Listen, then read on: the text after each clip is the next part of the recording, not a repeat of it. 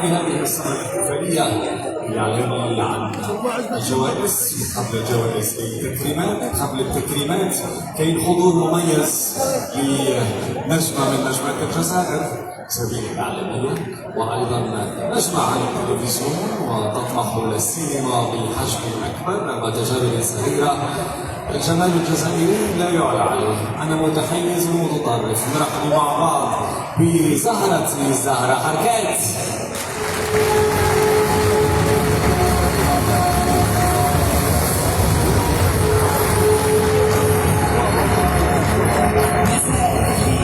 تحياتي ليكم جمهور وهران، تحياتي سيدتي الوزيرة مسيو عبد القادر جيريو وعائلته الفنية. نعاود نضر ليك بلال نقول لك مساء الخير، منور وهران، منور الجزائر، توحشنا ورانا فرحانين بزاف. تحية لبلاد العربي. الله يسلمك.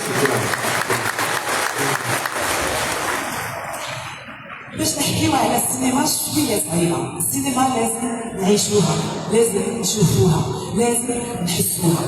بصح حاجه اللي اكيد نقدروا نقولوها انه هي مرايه نشوفوا فيها روحنا، نقدروا نعيشوا تاني امالنا، نتشافوا تخوفاتنا، بصح دايما تدينا لاحلامنا.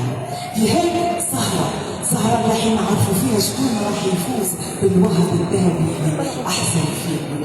أكيد راح يكون تحقيق لأحلامهم. كما حنقولوا على الأحلام وعلى السينما اليوم في وهران اللي رانا نكرموا فيها، نحكيو على السينما تاع اليوم تاع الحاضر اللي راح تكون السينما تاع المستقبل. بصح ما نقدروش ما نكونوا في المستقبل بلا ما نهضروا على الماضي وعلى الفنانين والمبدعين والسينمائيين اللي كانوا من قبلنا، نقول بلا بيهم ما نقدروش حنايا نكونوا هنا.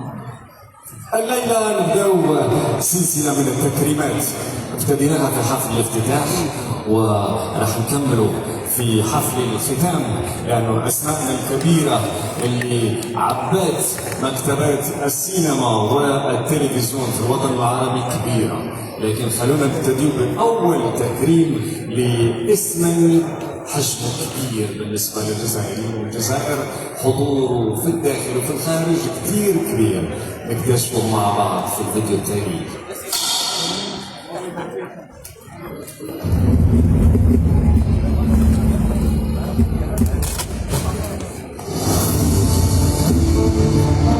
هذا هو جزاء عمن ثم تكون ولو.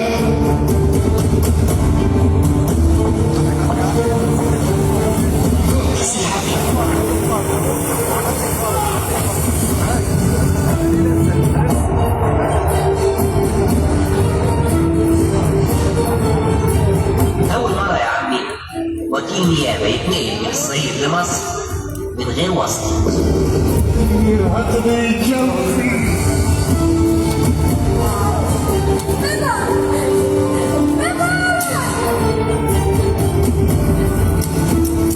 كفنتي يمك حبيب الله يا جماعة اللي كانت تسمح اللقمة ما باش من هذا الشهر.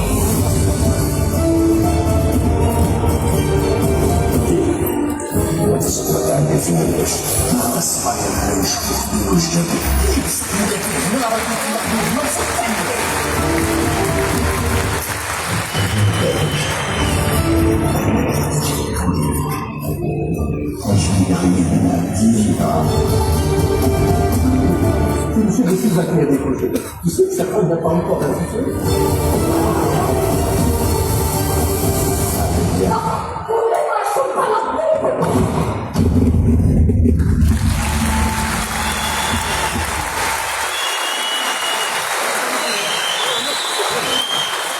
وكلامنا الليلة فيه كل ملامح الجزائر. يشبه والدي الذي لا يعبر لزوجته عن حبها ولكن فقط بعيونه وبتصرفاته. يشبه الجار اللي قلبه على جاره من غير ما يعبر له يحط له شيء عند الباب. يشبه الأستاذ الذي يوبخ تلاميذه وقلبه يتقطع من داخل من حبه ليهم.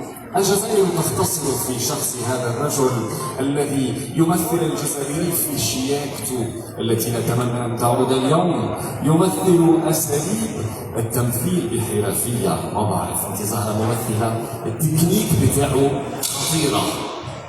خطيرة، كاين أغنية يقول لك خطيرة خطيرة. الأستاذ أقومي خطير خطير خطير، ورانا فرحانين بزاف بزاف إنه راهو حاضر معانا. هذه فرصة جميلة نتلاقاو بيك ونشوفوك ونكرموك في مهرجان.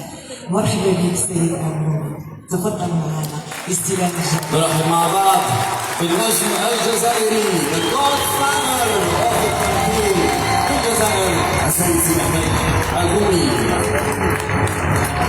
وندعو معالي الوزيرة إلى المسرح بالتكريم نجمنا الكبير سيد أحمد أقومي.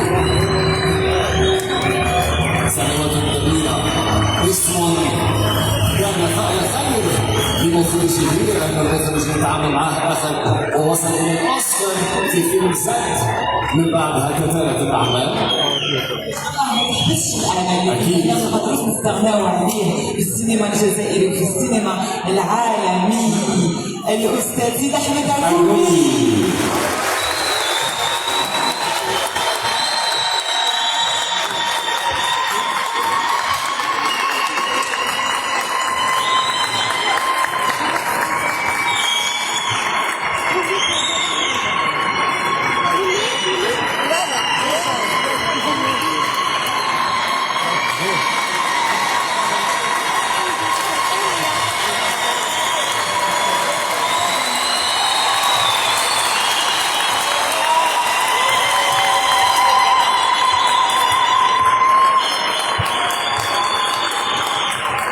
هذا هو النجاح الحقيقي وهذه هي ثمار جهود عقود من الزمن بالفن. اللي قال الفن ما عندوش مردود الحقيقي هو حب الجمهور والناس.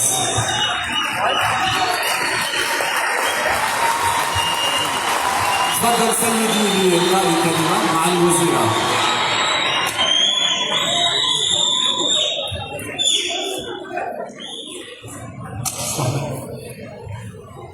أصدق الشكر.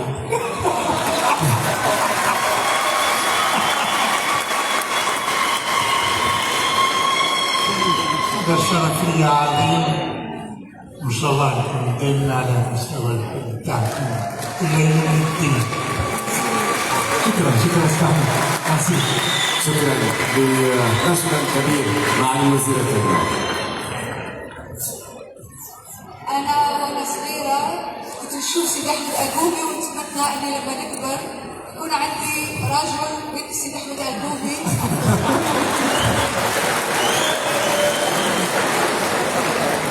كان ألبوبي هو الأناقة والجمال الكلاس فعلا 100% فعلا. شكرا معالي الوزيرة. شكرا لحافظ المهرجان. ألف مبروك لنجمة الكبير يستاهل كل تكريم، والتكريم الحقيقي هو أعماله وظلت موجودة خالدة. وكل ما نشوف عمل من أعمال سيدي أحمد البوبي تحسوا بأنه يتعامل اليوم بتفاصيله وحذافيره. هذا هو الفنان الجزائري اللي رغم كبر ألقابه وتاريخه يبقى بسيطا متواضعا، يحب العمل ويجتهد. وللمشاهدين أنه سيدي أحمد البوبي رغم تقدمه في السن لكن ما زال اليوم يقدم أعمال. كان عنده مسلسل في رمضان صح؟ عنده مسلسل وما زال يعمل ويجتهد، وتقدر تقول باللي كامل الفنانين والممثلين اللي هنايا اللي خدموا معاه يقدروا يشتهدوا ويقول لك عمره ما بخل عليهم بنصيحه ولا في اللعب كي كانوا يلعبوا يعني يلعبها بالك عليهم ابدا. كان دائما بسيط، كان دائما قريب من الممثلين والفنانين ودائما قريب من جمهوره. هذه هي